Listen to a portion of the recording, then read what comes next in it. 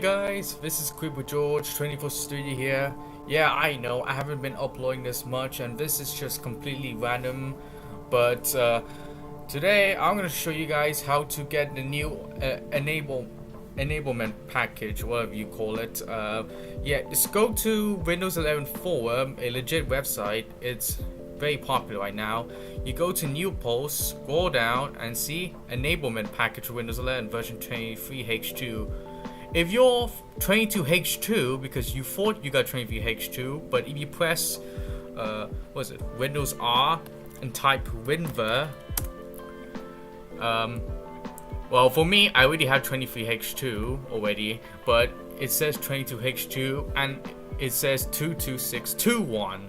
That was my original OS build.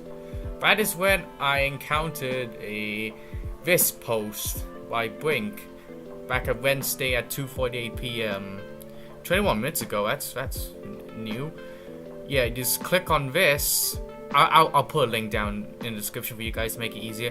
You scroll down and you see right here Windows 11 this x64 x64-bit MSU zip. You just download it. Download the zip file, open the zip file, and just, you know, do whatever. And it'll ask for you to download it, then restart your computer.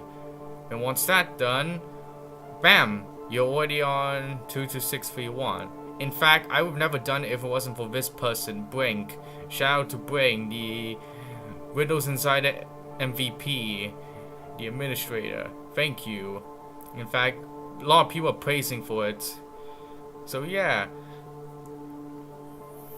if you guys like this, give it a like and subscribe, whatever.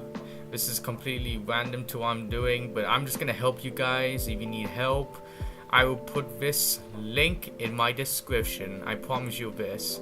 Anyways, this is George 24. I'll see you guys later.